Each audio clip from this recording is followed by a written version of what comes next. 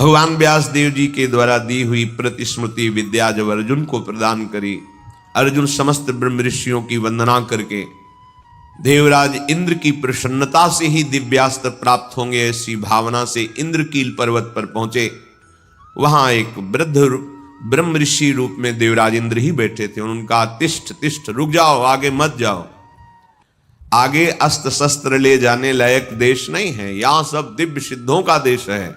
तुम अपना ये धनुष फेंक दो, ये तूणीर फेंक दो और सावधान होकर आगे जाओ।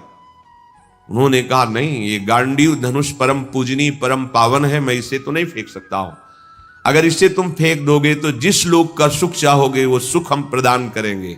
नहीं, मुझे कोई लोक का सुख नहीं चाहिए, मैं जिस हेतु से जा रहा हूं उसमें इस अस्त्र की आवश्यकता है।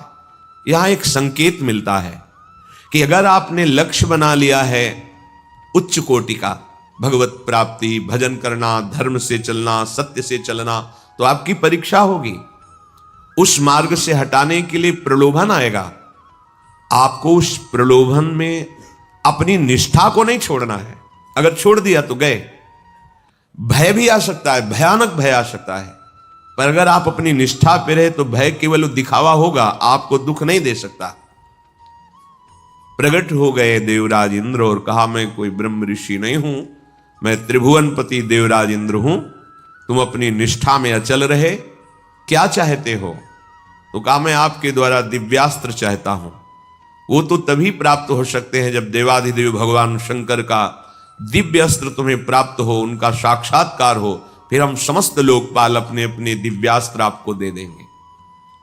अर्जुन ऐसा सुन ही रहे थे कि देवराज अंतर्धान हो गए।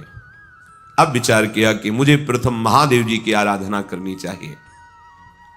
तपस्या के लिए दृढ़ निश्चय करके बड़ी उतावली के साथ चले और एक भयंकर कंटकाकीर्ण वन में पहुंचे, जहां समीप में सुंदर नदी प्रवाहित हो रही थी।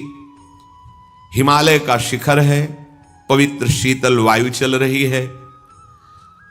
उस स्थान के दर्शन करके मन में निश्चय हुआ कि यही भगवान शंकर की आराधना करेंगे। महातेजस्वी दृढ़ संकल्प वाले अर्जुन ने उस प्रदेश में तपस्या में संलग्न होने के लिए स्थान चयन किया और कुशा की लंगोटी लगाई।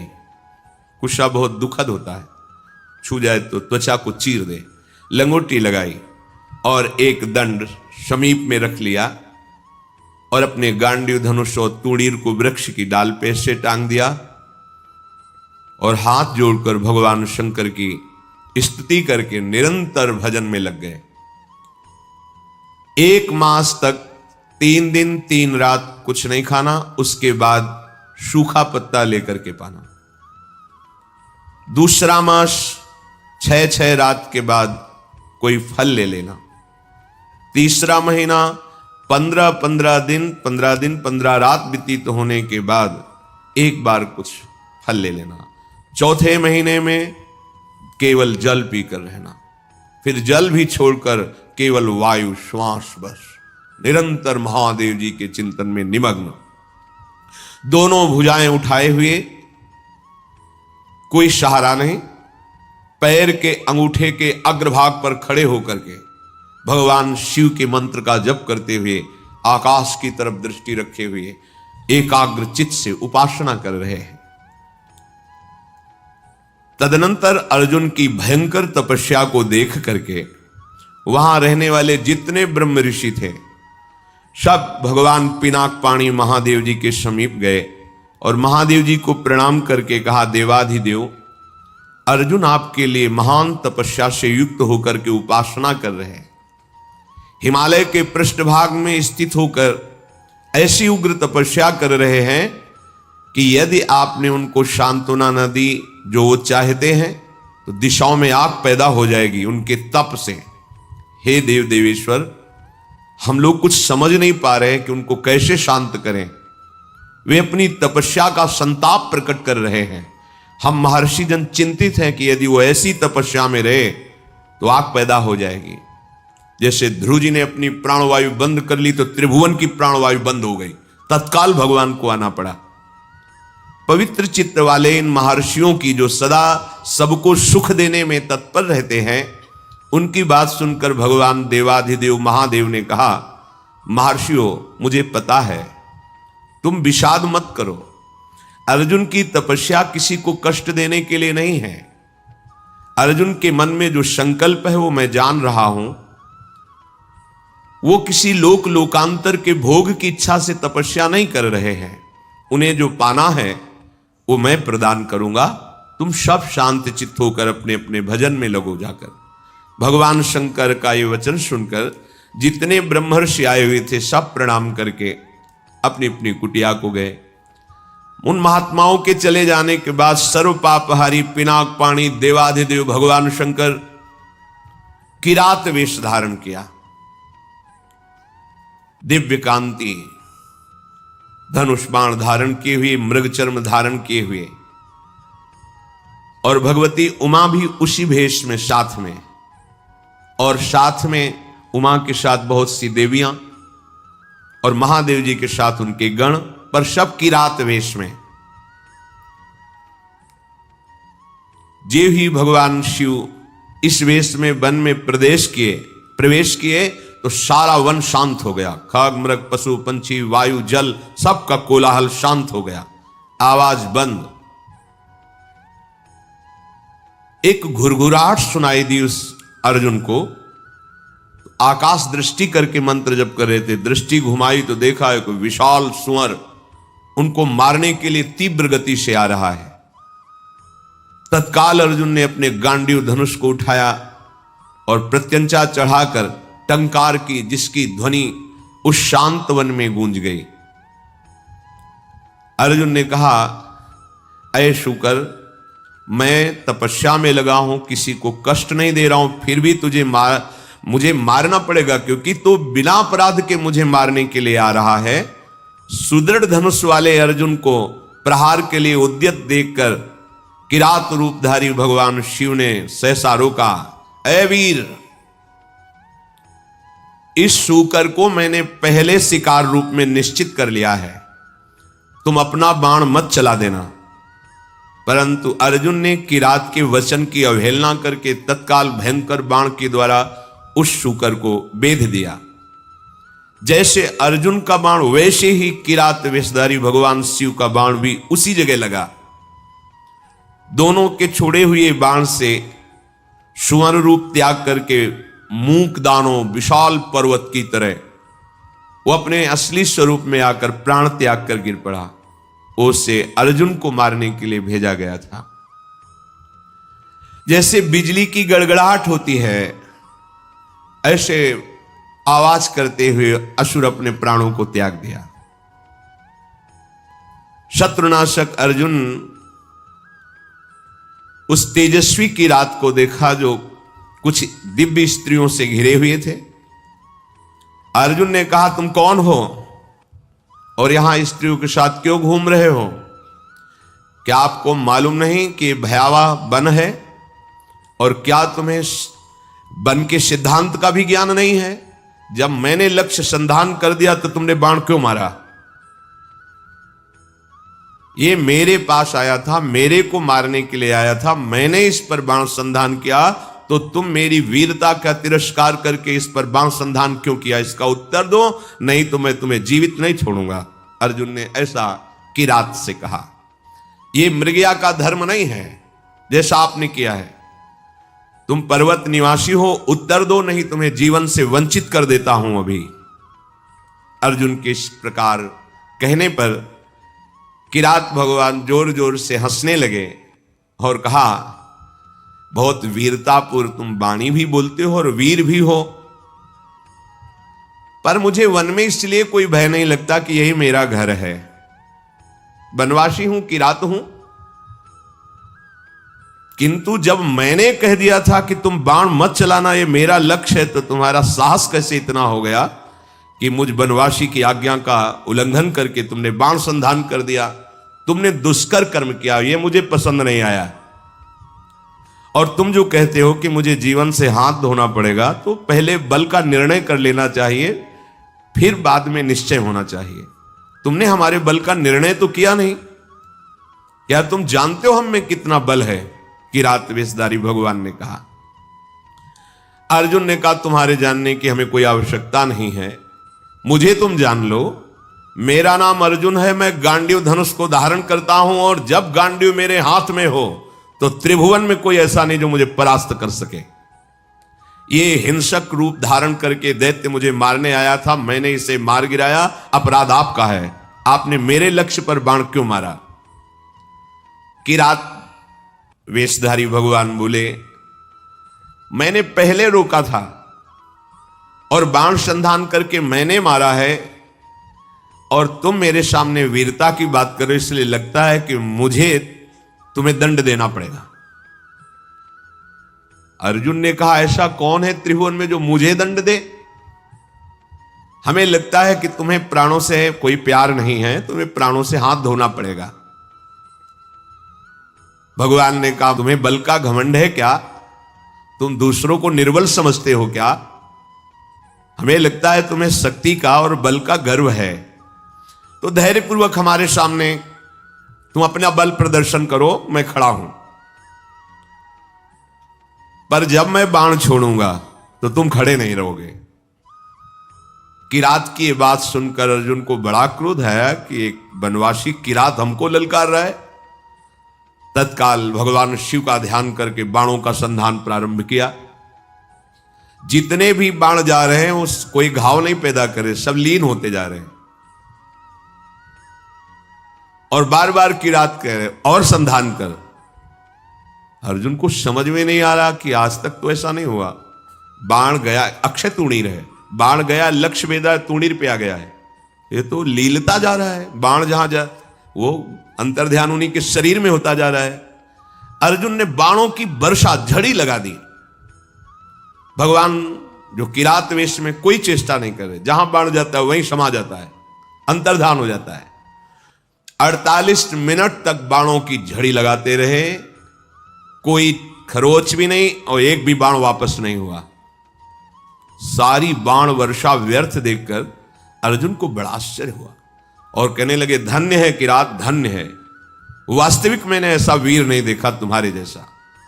हिमालय शिखर के समान तुम निश्चल खड़े हो और महाप्रचंड गांडीव धनुष से छूटे हुए बाण तुम्हें तनिक व्याकुल नहीं कर पाए। शास्त्रों बाण संधान किया पर तुम्हें खरोच नहीं हुई। एकमात्र मेरे आराध्य देव भगवान पिनाकपाणी शिव के सिवा कोई दूसरा ऐसा नहीं हो सकता कि जो हमारे गांडीव धनुष की चोट सह जाए बाणों की। और यदि तुम रुद्रदेव से भिन्न हो तो अब मैं जितने मंत्र जानता हूं, अस्त्र जानता हूं, सबका प्रयोग करके तुम्हें नष्ट कर दूंगा। अर्जुन ने जैसे आग्नेय अस्त्र मिले हुए थे, उन सब अस्त्रों का प्रयोग भगवान शिव पे किया। सैकड़ों दिव्य अस्त्रों का प्रयोग किया, पर सब अंतर्धान जा करके शांत हो जाते हैं। भगवान किरात वेशधारी हंसते हुए बोले, और करो, और बाणों का संधान करो।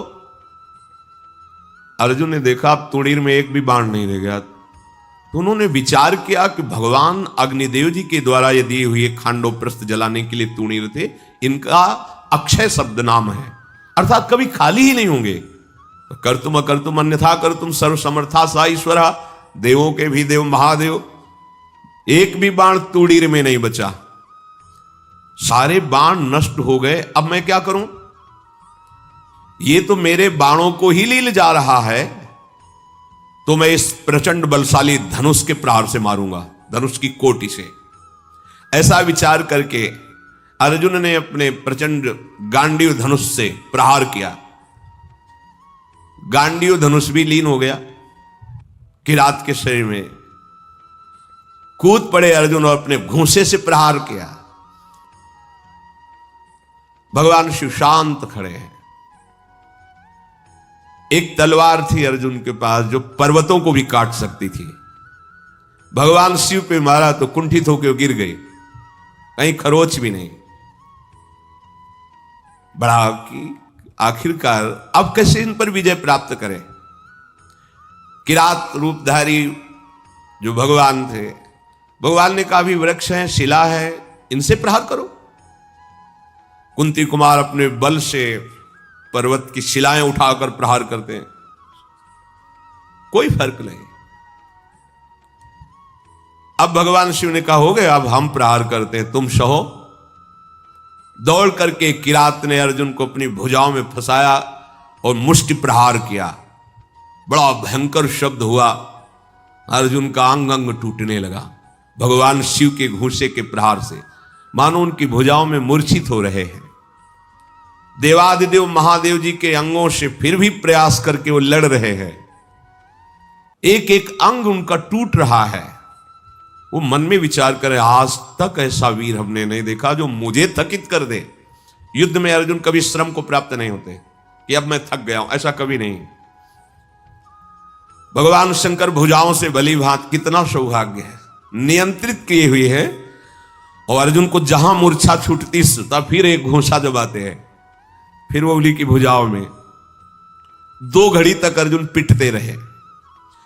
फिर उनका, देखो मुझे थोड़ा समय दे दो, अगर तुम युद्ध के नियमों को जानते हो तो मैं कह रहा हूं थोड़ा समय दे दो, फिर मैं तुमसे युद्ध करूंगा। छोड़ दिया, और करके देख लो। तत्काल वहीं की मिट्टी एकत्रित की और उसे लिंगाकार किया।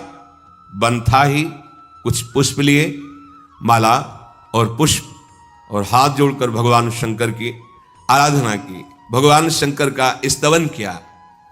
पशूनां पतिं पापनाशं परेशं गजेन्द्रस्य कृतिं वशानं वरेण्यं जटाजूट मध्ये स्फुरद्गांगवारिं महादेव मेकं स्मरामि स्मरारिं महेशं सुरेशं सुरारार्तिनाशं विभुं विश्वनाथं विभूत्यंगभूषं विरूपाक्षमिन्द्वर्को वह्निर्तिनेत्रं सदानन्दमीडे प्रभुं पंचवक्तं गिरीशं गणेशं गले नीलवर्णं गवेन्द्राधिरूढं गणातीतरूपं भवं भास्वरं भस्मनाभूषितांगं भवानी कलत्रं भजे पंचवक्तं शिवाकांत शंभो शशांकार्धमौले महेशान शूलिन जटाजूटधारिन त्वमेको जगत व्यापको विश्वरूप प्रसीद प्रसीद प्रभो पूर्ण रूप। भगवान शिव का स्तवन करके जेव ही माला शिवलिंग पे डारी, देव ही किरात पर वो माला पहुंची, मस्तक में किरात के। ओहो, ये देख करके अर्जुन आनंद से उल्लसित हो गए, साष्टांग चरणों में गिरे, बोले प्रभु यही मैं सोच रहा था कि ऐसा त्रिभुवन में कौन वीर है जिसकी भुजाओं में आकर मैं निकल ही नहीं पाया, जिनके प्रहार से मेरे अंग अंग शिथिल हो गए।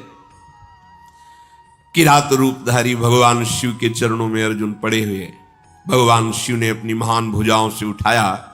सर्व पापहारी भगवान भव अर्थात महादेव बहुत प्रसन्न हुए और गंभीर वाणी में कहा, अर्जुन कोई ऐसा है ही नहीं तुम्हारे जैसा वीर जो मेरी भुजाओं के प्रहार को सह सके।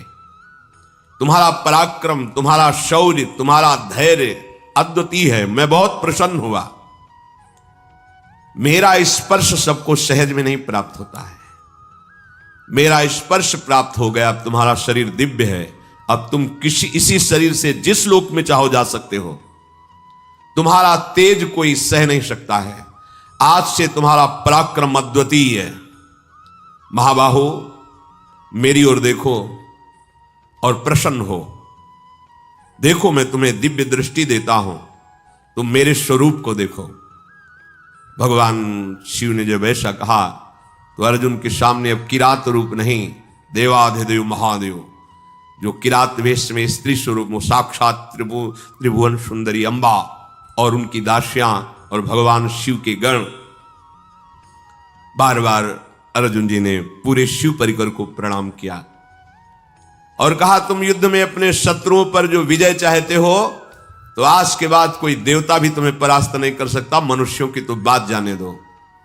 मैं तुम्हारे हृदय की बात जानता हूं, तुम मुझसे क्या चाहते हो। लो विश्व विनाशक पाशुपतास्त्र मैं तुम्हें प्रदान करता हूं। ये वो अस्त्र है जिसको कोई भी अस्त्र कुंठित नहीं कर सकता और एक क्षण में पूरे त्रिभुवन को भस्म करने की सामर्थ्य मेरे इस अस्त्र में है, पाशुपतास्त्र। तदनंतर शूलपाणी भगवान महादेव जी और भगवती पार्वती जी के दर्शन करके अर्जुन को बड़ा आनंद प्राप्त हुआ। साष्टांग पृथ्वी पर लेटकर प्रणाम किया। अर्जुन बोले, हे जटाजूटधारी सर्वदेवेश्वर देवाधिदेव महादेव, भग देवता के नेत्रों का विनाश करने वाले नीलकंठ, आपके मस्तक पर जगत पावन करने वाली गंगा जी विराजमान हैं। प्रभु, समस्त कारणों के परम श्रेष्ठ कारण आप हैं। मैं बहुत लज्जित हो रहा हूं। अपने स्वामी से युद्ध किया, अपने आराध्य देव से युद्ध किया, आप पर बाण संधान किया, कटुवचन बोले, धनुष से प्रहार किया, और भी नाथ मेरे अपराध को क्षमा कीजिए। मैं बहुत अंदर लज्जा से युक्त हो गया हूं। मैं आपके ही दर्शन की इच्छा लेकर इस महान तप से युक्त हुआ था। हे देव देवेश्वर, संपूर्ण जगत आपकी वंदना करता है और मैंने आप पर प्रहार किया, फिर भी आप प्रसन्न हैं। नाथ, मुझे बहुत अंदर से लज्जा आ रही है। मैंने जो आपके सामने साहस दिखाया, ये मेरा अपराध है। प्रभु, अनजाने में मेरे से अपराध बन गया। हे शंकर, मैं आपकी शरण में हूं, मेरी धृष्टता को क्षमा कर दीजिए। महातेजस्वी भगवान वृषभध्वज ने अर्जुन का हाथ पकड़ा और हंसते हुए कहा, अपराध थोड़ी है, कोई मैं शिव रूप से तुम्हारे सामने थोड़ी था, मैं तो किरात रूप से था, तुम्हारा कोई अपराध नहीं, वीर का यही धर्म है। फिर भगवान शिव ने दोनों भुजाओं से खींचकर जेवी हृदय से लगाया तो जितने अर्जुन की पीड़ा और घाव थे सब शांत हो गए। देवादिदेव महाजी बोले, अर्जुन, तुम भगवान श्री कृष्ण के शरणागत और प्रिय सखा हो। मैं तुमसे बहुत प्यार करता हूं। जो भगवान श्री हरि का भजन करते हैं, भगवान शंकर अहेतुकी कृपा उन पे अपने आप करते हैं। वो जो भगवान शंकर की आराधना करते हैं, हरि अहेतुकी कृपा अपने आप करते हैं। कभी ऐसा भ्रम किसी को नहीं होना चाहिए कि हम हरि के उपासक हैं तो भगवान शंकर की थोड़ी भी न्यूनता या अवहेलना करें।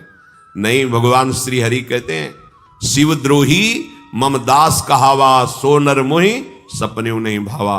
कभी ऐसी गलती नहीं। और जो भगवान शिव का उपासक है वो कभी वैष्णवों की, हरिजनों की या हरि की कभी थोड़ी सी भी अवहेलना या निंदा ना करे कि हमें भगवान शंकर के बल से ऐसा, नहीं तो भगवान शंकर ही दंड दे देंगे, वही दंड दे देंगे। काकभूषण जी ने तो यही किया ना। गुरु बार बार उनको समझा रहे थे कि हरि और हर में कोई भेद नहीं है, लीला के लिए दो रूप हैं, पर वो ये नहीं मानते।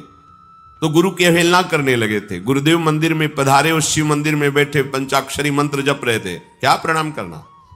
नहीं प्रणाम किया तो भगवान शिव ने कहा, अरे ये अमर्यादा, गुरु के आने पर तुम खड़े नहीं हुए, प्रणाम नहीं किया, अजगर की तरह बैठा रहा। अरे पापी, मेरे मंत्र को तेरे गुरुदेव ने ही दिया और उनका तू अपमान कर रहा है, जा सहस्त्र योनि अजगर की प्राप्त कर। भगवान शंकर ने ही दंड दे दिया। कभी ऐसा ना हो कि कोई अपनी उपासना के बल से अपने ही आराध्य देव के अन्य रूपों की निंदा या अवहेलना करे। वो भगवान शिव तो परम वैष्णवाचार्य सच्ची कहते हैं, उनकी कृपा से ही प्रेम लक्षणा भक्ति मिलती है। और गूढ़ रहस्य, भगवान शंकर अहंकार के अधिष्ठात्र देवता हैं और हमारे श्री हरि को अहंकार पसंद नहीं, तो अहंकार का अपहरण भगवान शिव ही करते, तभी दैन्यता आती है। भगवान शंकर ने कहा कि ये लो गांडियो, और ये लो अक्षय तोड़िए, ये तुम्हारे योग्य है। कुंती कुमार, तुम्हारे शरीर में जो चोट पहुंची है, अब तुम कभी ऐसी चोट से व्यथित नहीं होगे। मैंने चोट पहुंचाई, अब कोई इससे भी भारी चोट पहुंचावे तो तुम्हें कभी व्यथा नहीं होगी। भगवान चोट पहुंचाते हैं मजबूत करने के लिए। जैसे कुमार है ना, नीचे हाथ लगा के मटकी को थाप से पीटता है, अपना रंग देता है और मजबूत करता है। ऐसी भगवान का जो दास है, भगवान उसको इतना मजबूत कर देते कि माया एक साथ मिलकर प्रहार करे, काम क्रोध लोभ मोह मद मत्सर, फिर भी कोई फर्क नहीं पड़ता। वो हरिदास है, वो हरिजन है। पार्थ, तुम्हारा पराक्रम यथार्थ है, इसलिए मैं तुम पर बहुत प्रसन्न हुआ। मर्तलोक में या स्वर्गलोक में या अन्य लोक में अब कोई भी ऐसा नहीं जो तुम पर विजय प्राप्त कर सके। तो भगवान का भक्त त्रिभुवन विजेता होता है। यहां से लेकर ब्रह्मलोक तक कोई उसे परास्त नहीं कर सकता। ब्रह्मा जी भी नमस्कार करते हैं, जो भगवान के सच्चे भक्त होते हैं। अर्जुन बोले, देवाधिदेव प्रभु, ये जो आपने भयंकर दिव्यास्त्र दिया है, इसको मैं धारण कर सकूं, इसका संवरण कर सकूं, इसकी क्या विधि है, आप कृपा करके मुझे प्रदान कीजिए। कोई भी दानव, राक्षस, भूत, पिशाच, गंधर्व, नाग, कोई भी हो, इस अस्त्र को हाथ में लेते ही वो भस्म हो जाएगा। ये भगवान शिव का दिव्य अस्त्र है। इस अस्त्र का अभिमंत्रित करना, इस अस्त्र को धारण करना और इस अस्त्र का अंतर्ध्यान कराना।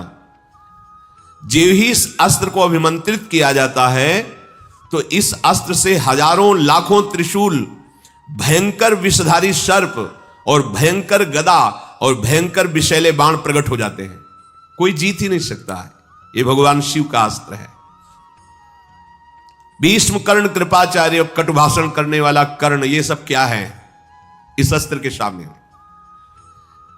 भगवान पशुपति महादेव जी ने पांडव कुमार अर्जुन को धारण करना, प्रयोग करना, उपसंहार करना, यह विधि बताई। भगवान शिव ने कहा, इस मेरे अस्त्र को धारण करना, प्रयोग करना, उपसंहार करना न देवराज इंद्र जानते हैं, न यमराज जानते हैं, न कुबेर जानते हैं, न वरुण जानते हैं, न वायु देवता जानते हैं। फिर साधारण मानव की तो बात ही क्या है। हे कुंती कुमार, पर तुमको मैं सावधान करता हूं, किसी मर्त पुरुष पर इसका प्रयोग मत करना। यदि किसी अल्प शक्ति वाले योद्धा पर इसका प्रयोग कर दिया जाए तो यह त्रिभुवन का नाश कर देगा। चराचर प्राणियों सहित समस्त त्रिलोकी को भस्म करना इसके लिए साधारण बात है। इस अस्त्र के लिए कोई भी त्रिभुवन में ऐसा नहीं इस अस्त्र के द्वारा मारा ना जा सके। इसका प्रयोग करने वाला पुरुष केवल इसका चिंतन करके मानसिक संकल्प करे तो सामने वाला नष्ट हो जाएगा, या दृष्टि डाल दे तो भस्म हो जाएगा, या वाणी द्वारा बोल दे तो नष्ट हो जाएगा, और कहीं धनुष पर चढ़ा के संधान कर दे